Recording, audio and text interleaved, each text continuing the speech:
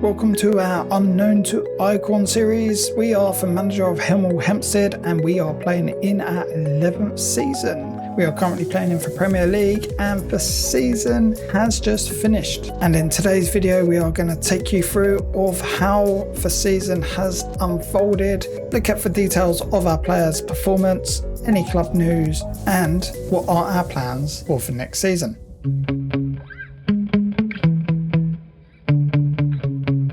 Straight into it, and this is the table of how our season finished, and to be fair it was quite a true reflection based on our inconsistency. We have to look at it in a manner that it's an improvement from last season. Last season we got 33 points and we survived on the last day of the season, whereas this season we got 46 points, which meant we was 20 points away from relegation zone, which is pretty good. That is a massive improvement. Our best season yet.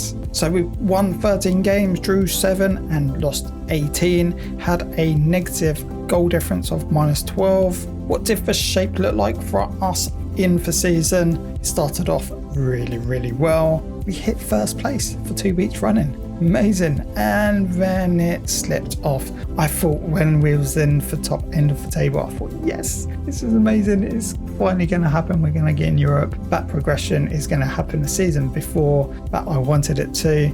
And then it just dropped off. I was making changes right, left and centre, and then something started working for us. We got into January thinking, yes, we can get into Europe, and then it dropped off. I started tweaking again, just making little tweaks to the tactic that we know, but it wasn't working. I just couldn't bring back consistency to my team like we've seen when we got promoted in the Championship and previous seasons. I know that through the seasons we've been trying to bring in better players because that's what you want to do, but our club reputation is really letting us down, and I'm struggling to bring in those players. I'm not going to lie. So it's going to be interesting what we do next season. Maybe it's because I've kept certain players out of loyalty and they're still performing okay. Maybe it's because I need a better squad when players go out of form. I don't have a League 2, League 1 player come in to fill their boots. There's no competition, right? So I need to bring in good Premiership quality for my 22 and not just for my 11. So that's where we're going to build on next season. Looking at the stats of our players, how they performed, changed up my view a little bit just so that I can focus on these players of their stats. And as you can see, Ian Roberts, he got a 7.03. Not bad for a team down 14th at all. Worried that someone will want to snap him up. Got us 11 goals and 6 assists. And then we go to Jordan Harris, who played a 6.99. Let's round it up. Anything that is 6.5 and over is a 7, and anything that is a 6.49 below is a 6. Keep it easy. Is there much difference of that? Tiny little differences of ratings? But Jordan Harris and Ian Roberts, they both play in the same position as a cam. They're my best player. Jordan Harris didn't play so much because Ian Roberts was playing so well, but I was finding that I was putting Ian Roberts up front on the right just to try and fit Jordan Harris into my plans. Then our third best player of the season is Alex Tremble, who got 6.92. Ryan Devlin, he remains a strong player. He's probably our best right back, but he's actually quality of Championship. But I need a Premiership quality player who can just maybe get up to for high 6s of 6.9 or a low 7 at least. Can that make a difference? And then for last player that I'm going to discuss today of best performers, it goes to Oscar. He's a bit part player, but he's actually surprised me. He's actually come in when he's been called upon. He's actually come in and done a job and got us 3 goals and 4 assists.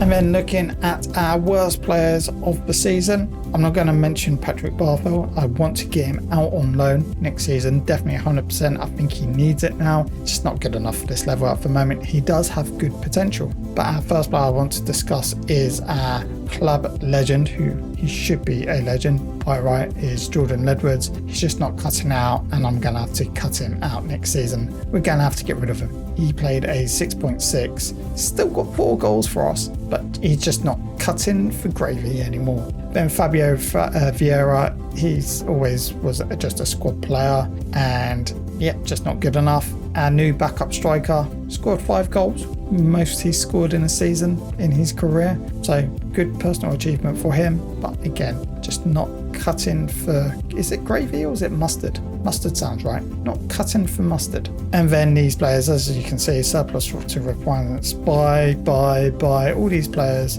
that just are below, I think I said 6.7 for this case. All these players, apart from for goalie, because actually his stats are pretty good and I want to give him another chance. Always give a player another chance. Sometimes the season's hard for them to settle in, so I'm going to give him another chance. But everyone else, see you later. We need a mini rebuild here because it's all about quality over quantity. Right, let's just quickly run through the season review. Obviously, we've already gone through players' performances, but our best arrival was Jamie Wood. Brought him in for £15 million. He played 31 games, started 5 from the bench. He got us 11 goals. I would have expected a little bit more goals from him, but again, first season in, maybe next season he's going to be at 20 goals a season striker. Another good little find was Caleb Taylor, 32 years old, good experienced centre-back, 3.2 million. He played 6.79, but as a centre-back, I'm quite happy with that. So we normally get A+ from our board, but we only got a B this year. I think that's probably one of our worst ratings. But the board are pleased that we achieved a mid-table position. To be fair, that should be an A+ because our expectation was to avoid relegation again, and we did that with a little bit more. 20 points more. Our biggest win of the season. We highlighted this in our last video when we was going through the results. We beat Bournemouth 6-0. Roberts there getting a hat-trick. And then our match to remember, we beat Bournemouth away and we beat them 4-0. Poor Bournemouth. We scored 10 goals against them. And then goal of the season was one of those 3 goals from Roberts as he scores a powerful free kick from 26 metres. Again, you goal here would be really nice as a feature for FM25/26. So our club reputation pretty much stays the same. Really frustrating. The only way that's going to really go up is us getting into Europe, so that is vital for us in next season. No new sponsorship deals. Again, maybe Europe might drive that, but our sponsorship, corporate and hospitality, prize money and matchday commercial and retail is all up, with our broadcast revenue down, which is, to be fair, is out for clubs' hands. But really annoying that we lost £5 million out of TV money. For a team that wants to grow and grow, well, we want to have big growth very quickly. That's really, really disappointing. Highest shirt sold was Fabio Vieira. Considering he's a squad player, he's just got a bit of a player reputation, doesn't he? And the other ones are Roberts, Harris and Moynes. No Ledwards there. Maybe the fans realise that he's just not cutting for gravy mustard anymore. See what I did there? Gravy mustard, don't know what one it is, so let's use both and make something up. We've got obviously manager of the month in August when we hit the ceiling of the Premier League and it all came down. Record breakers, Ledwards, 290 appearances, mostly goals, 82 goals by Ledwards. That's why I'm saying he should be a legend. Gone through all those promotions with us. And highest transfer fee paid is a new transfer record for us as well. Jamie Wood, fingers crossed that pans out, that he can be the striker to take us into Europe. And then just quickly going through some club news, we have upgraded our youth facilities. So again, this is us trying to find growth. I'm always going to my board going, improve this, because that's the way we need to go. And then just looking at the profit and loss for the Premier League, and West Ham have made a profit of £73 million. They're the highest ones, with the lowest ones is Arsenal losing £106 million. Good news is we've made a profit this season by £18.75 million, being the third highest in the Premier League. Our budgets have been made for next season. Well, our initial budgets have been made for next season, and this now goes into talking about next season, is that we're still not for the £1 million mark of wages. We've been given £900,000 per week, but we do have a little bit of a tasty budget of £69.83 million.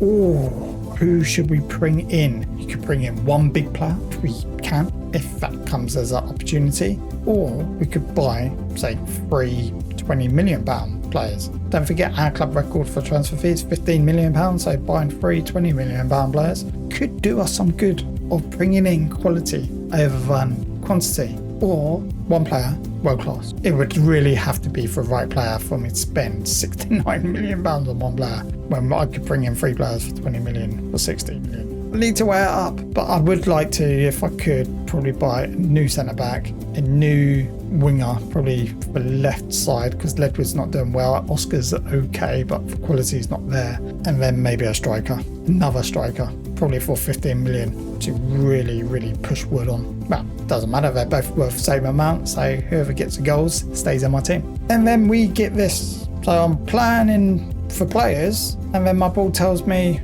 oh, you've had one season in your new stadium. You're going to play next season out of your stadium because we want to expand the new stadium by 10,000 seats, which is going to cost us £15 million. So our new stadium, which doesn't look new at all, looks crusty and crap, costs us 26 million for 16,000 seats. And then we want to extend that by 10,000 seats for £15 million. Please, £15 million, say that there's a budget to get it cleaner and make our stadium look new. Probably not. But on that, that's amazing. That gets us a 26,000 seating stadium. Happy days. More people we can get in, more money we can make. And for stadium we're going to is Vicarage Road. So we'll be paying them rent, but we will be going to Vicarage Road with 22,200 support capacity. Bigger than what we have, so that's handy. But then again, depends how much rent we are paying. Oh, it's going to be a weird season. Well, that is all the time that we have for in today's video. Loads of work to do. I think I end nearly every season saying there's loads of work to do, but there truly is. And it's going to be a very weird season. We're playing at Vicarage Road all season. Our new stadium, Vicarage Road, and then our bigger stadium. Just shows we're progressing in the right way. New youth facilities, bigger stadium. Budgets are getting bigger, slowly, better. We're making profit. Happy days. All we need now is that European football. That would be amazing. Well, if you like this video, you know what you need to do. Hit that like button. And if you wish to subscribe to my channel, we are now over 1,000 subscribers. Thank you to you all that have subscribed already. If you haven't, you know what you need to do. Hit that subscribe button and I will catch you on the next one.